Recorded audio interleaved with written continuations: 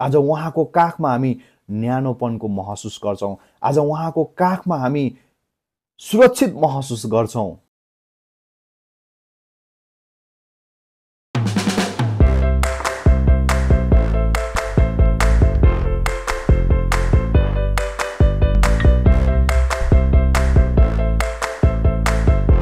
यहाँहरू सबैजनालाई ख्रीष्टीय अभिवादन, जय मसीह।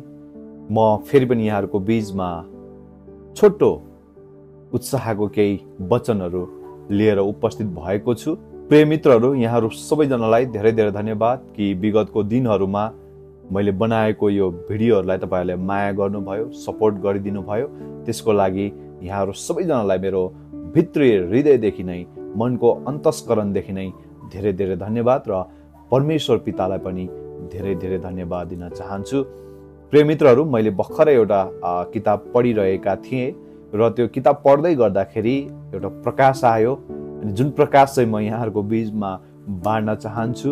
अनि परमेश्वरले मेरो हृदयमा, मेरो मनमा केही कुराहरू राखिदिनु भयो, हालिदिनु भयो। अनि मलाई लाग्यो कि यो कुरा चाहिँ यहाँहरूको बीचमा पनि म बाँड्न चाहन्छु, यहाँहरूको बीचमा पनि म सेयर गर्न चाहन्छु भन्ने मलाई लागेको कारणले गर्दा मैले यो भिडियो यहाँहरूको बीचमा लिएर उपस्थित भएको छु।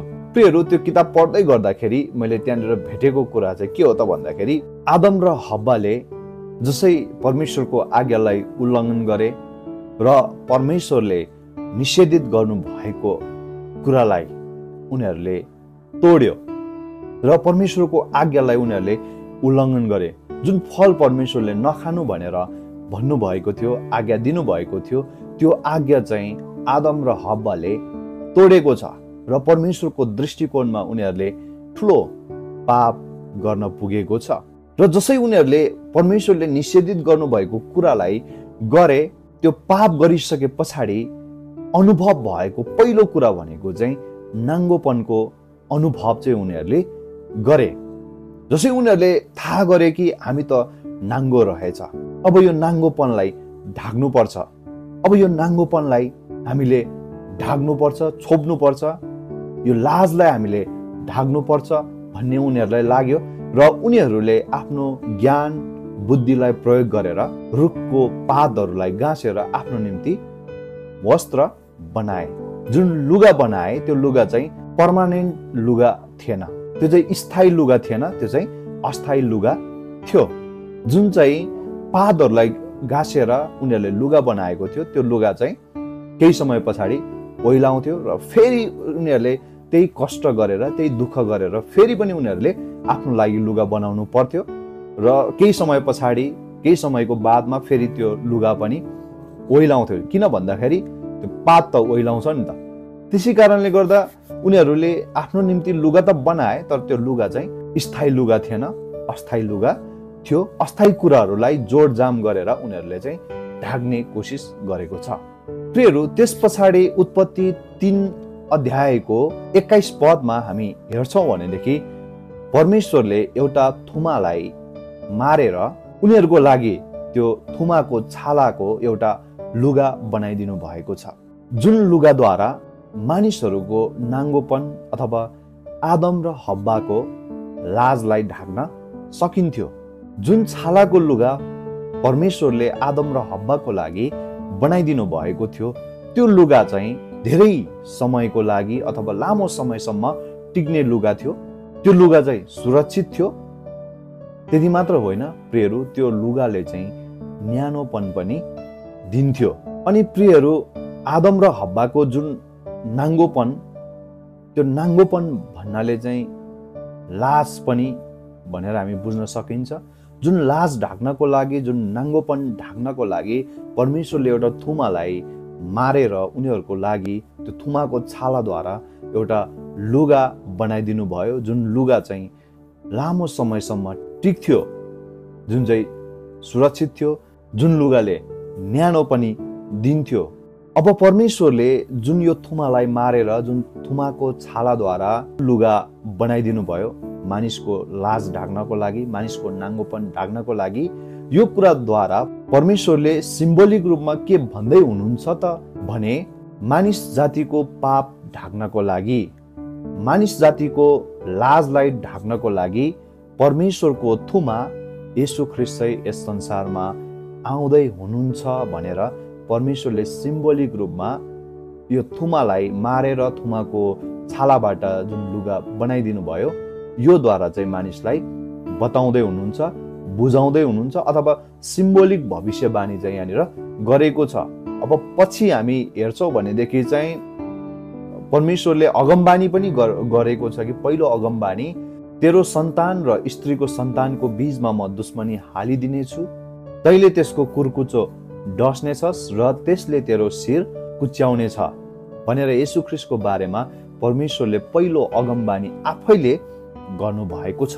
प्रियहरू, जसरी आदम र हव्वाले आफ्नो लाजलाई ढाक्नको लागि, आफ्नो नाङ्गोपनलाई ढाक्नको लागि आफ्नो ज्ञान र बुद्धिलाई प्रयोग गरेर एउटा रुखको पातहरूलाई गाँसेर आफ्नो पापलाई, आफ्नो नाङ्गोपनलाई, आफ्नो लाजलाई ढाक्ने कोसिस गरेको छ नि, त्यस्तै गरेर आज हामी मानिस जाति पनि आफ्नो ज्ञान, आफ्नो बल, आफ्नो बुद्धिलाई प्रयोग गरेर आफ्नो लाजलाई, आफ्नो नाङ्गोपनलाई, आफ्नो पापलाई ढाक्ने कोसिस गरिरहेका थियौँ। मानिसको बुद्धिलाई प्रयोग गरेर, मानिसको विवेकलाई प्रयोग गरेर, मानिसको बललाई प्रयोग गरेर कसरी हुन्छ हामीले आफ्नो गल्तीहरूलाई सोच्याउने र आफ्नो जीवनमा शान्ति पाउनको लागि, आफ्नो जीवनमा मुक्ति पाउनको लागि, आफ्नो जीवनमा उद्धार पाउनको लागि, अनन्तको शान्ति पाउनको लागि मानिसहरूले विभिन्न प्रयासहरू गरिरहेको थियो। आफ्नै बल, आफ्नै बुद्धिलाई प्रयोग गरेर, कहिले दान दिएर, कहिले विभिन्न गरिब दिन दुखीहरूलाई खाना खुवाएर, दान दक्षिणाहरू दिएर, विभिन्न ठाउँहरूमा तीर्थयात्राहरू गरेर, विभिन्न पूजाआजाहरू गरेर र विभिन्न पशुहरूलाई बलिदान चढाएर, बलि गरेर त्यो पशुहरूको रगत बगाएर पनि मानिसहरूले आफ्नो बुद्धिलाई प्रयोग गरेर, आफ्नो विवेकलाई प्रयोग गरेर आफ्नो पापलाई, आफ्नो लाजलाई ढाक्ने कोसिस गरिरहेको थियो। तर ती कुराहरूले मानिसको पापलाई, मानिसको लाजलाई ढाक्न सकेन। मानिस जातिले गरेको ती कुराहरू चाहिँ मानिसको एउटा विकल्प मात्र थियो। मानिस जातिले गरेको ती विकल्पहरूले पाप ढाक्न नसके पछाडि येशू ख्रीष्ट जो चाहिँ परमेश्वरको थुमा यस संसारमा आउनुभयो र हाम्रो पापलाई, हाम्रो लाजलाई, हाम्रो शर्मलाई ढाक्नको लागि, पूर्ण रूपमा ढाक्नको लागि, पूर्ण रूपमा जराइबाट उखेलेर फाल्नको लागि येशू ख्रीष्ट कल्भरीको क्रुसमा मर्नुभयो, आफ्नो रगत बगाउनु भयो, जो चाहिँ परमेश्वरको थुमा हुनुहुन्छ। र येशू ख्रीष्ट यस संसारमा आएर सधैँको लागि र सबैको लागि मर्नुभयो र मानिसले बनाएका सबै विकल्पहरूलाई तोड्दै क्रुसमा बलिदान हुनुभयो। जुन येशू ख्रीष्टले गर्नुभएको बलिदानको कारणले गर्दा आज हामी सुरक्षित महसुस गर्छौँ, आज हामी न्यानोपनको महसुस गर्छौँ र आज हामीले साँचो शान्ति पाएको अनुभव गर्छौँ, साँचो आनन्द प्राप्त गरेको अनुभव गर्छौँ। त्यो सबैको श्रेय चाहिँ प्रियहरू परमेश्वरलाई जाँदछ। हामी आफ्नो विकल्पहरू खोजिरहेको अवस्थामा कसरी मैले मोक्ष पाउने, कसरी मैले मुक्ति पाउने, कसरी मेरो परिवारमा शान्ति आउँछ, कसरी मेरो जीवनमा आनन्द आउँछ भनेर विकल्पहरू खोज्दै गरेको क्रममा येशू ख्रीष्ट यस संसारमा आउनुभयो। प्रियहरू, हामीले चुनेको विकल्पले पूर्ण रूपमा हाम्रो जीवनमा शान्ति ल्याउन सक्दैनथ्यो। हामीले दिएको दान दक्षिणाले पूर्ण रूपमा हाम्रो जीवनमा शान्ति दिँदैनथ्यो। हामीले दिन गरिब दुखीहरूलाई दान दिँदै गर्दाखेरि ती कुराले हामीलाई पूर्ण रूपमा सन्तुष्ट मिल्दैनथ्यो। हामीले चारधाम तीर्थयात्रा गर्दै गर्दाखेरि ती कुराले पनि हाम्रो जीवनमा पूर्ण रूपमा, हाम्रो परिवारमा पूर्ण रूपमा शान्ति दिँदैनथ्यो। ती सबै कुराहरू चाहिँ व्यर्थ गइरहेको थियो। तर व्यर्थ गइरहेको अवस्थामा येशू ख्रीष्ट यस संसारमा आउनुभयो र सधैँको लागि र सबैको लागि एकैचोटि उहाँ बलिदान हुनुभयो, जसको बलिदानको कारणले गर्दा आज हामीहरू सबैजनाको लाज चाहिँ ढाकिएको छ। आमेन। आज हामी सबैजनाको शर्म चाहिँ ढाकिएको छ। आज हामी सबैजनाको पाप चाहिँ छोपिएको छ, ढाकिएको छ, जराइदेखि उखेलेर उहाँले फाल्नु भएको छ, उहाँले क्रुसमा टाक्नु भएको छ, उहाँले बगाउनु भएको रगतले आज तपाईँ र म स्वतन्त्र भएका छौँ। आज उहाँको काखमा हामी न्यानोपनको महसुस गर्छौँ। आज उहाँको काखमा हामी सुरक्षित महसुस गर्छौँ, किनभनेदेखि येशू ख्रीष्ट परमेश्वरको थुमा भइकन यस संसारमा आउनुभयो र तपाईँ र मेरो लागि उहाँ बलिदान हुनुभयो। त्यसै कारणले गर्दा यूहन्नाको पुस्तक 1 अध्यायको 29 पदमा यसरी लेखिएको छ, हेर संसारको पाप उठाई लैजाने परमेश्वरको थुमा। हाम्रो येशू ख्रीष्ट चाहिँ संसारको पाप उठाई लैजाने परमेश्वरको थुमा हुनुहुन्छ। उहाँले सबै जातिहरूको, सबै मानिसहरूको पापलाई उठाएर लानु भएको छ, हामीलाई स्वतन्त्र तुल्याउनु भएको छ। हामीले वैकल्पिक रूपमा गरेको जुन त्यो पापको ढकाइ छ नि, जुन त्यो पाप ढाक्ने जुन त्यो प्रक्रिया छ नि, त्यो चाहिँ अस्थायी मात्र थियो, तर पूर्ण रूपमा जरैदेखि त्यो पापको खिललाई उखेलेर कल्भरीको क्रुसमा चाहिँ येशू ख्रीष्टले ढाक्नु भएको छ। प्रियहरू, यो घटनाद्वारा मैले तपाईहरूको बीचमा बाँड्न चाहेको कुरा चाहिँ के हो त भन्दाखेरि, जसरी आदम र हव्वाले आफ्नो वैकल्पिक उपायहरूलाई प्रयोग गरेर आफ्नो लाजलाई ढाक्ने काम गरेको थियो, त्यो समयमा परमेश्वर आउनुभयो र परमेश्वरले कहिले पनि आदम र हव्वालाई दोस्याउनु भएन। तैँले पाप गरिस् त पापी होस्, त काम नलाग्ने, तँलाई मैले त्यत्रो भनेको भन्दा भन्दै पनि तैँले यत्रो ठुलो पाप गरिस् त खत्तम भनेर कहिले पनि दोस्याउने काम चाहिँ गरेन। तर परमेश्वरले उनीहरूलाई के गर्नुभयो, पाप ढाक्नको लागि, त्यो लाजलाई ढाक्नको लागि, उनीहरूको नाङ्गोपनलाई ढाक्नको लागि छालाको लुगा बनाइदिनु भयो। आज हामीलाई पनि परमेश्वरले कहिले पनि दोस्याउनुहुन्न। त पापी, तँलाई जति भने पनि नलाग्ने, त अधर्मी, त मेरो राज्यको लायकको त छैन भनेर कहिले पनि परमेश्वरले दोस्याउनुहुन्न।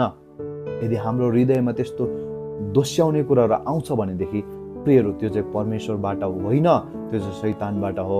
शैतानले चाहिँ जहिले पनि विगतको कुराहरूलाई सम्झाउने कोसिस गर्छ, विगतको कुराहरूलाई सम्झाएर हामीलाई लडाउने कोसिस गर्छ। तैँले विगतमा यस्तो गरेको होइनस्, त पापी थिइस्, तैँले यस्तो गल्ती गरेका थिइस्, त खत्तम, त धेरै जाँड खाने, त व्यभिचारी, त अधर्मी, त मानिसहरूलाई लुट्ने व्यक्ति। त्यो चाहिँ के हो त भन्दाखेरि, त्यो चाहिँ शैतानले हाम्रो विगतलाई कोट्याएर हामीलाई अगाडि बढ्न दिँदैन, खुट्टा तान्ने काम चाहिँ गर्दछ। तर परमेश्वरले हामीलाई कहिले पनि दोस्याउनुहुन्न।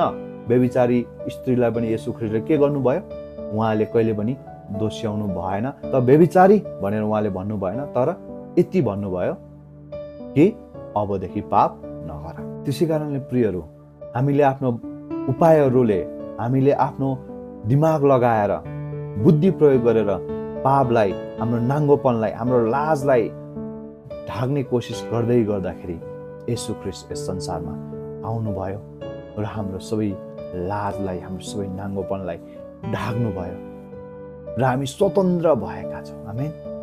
God bless you. प्रभुले प्रशस्त आशिष दिनु भएको होस्। जय मसीह।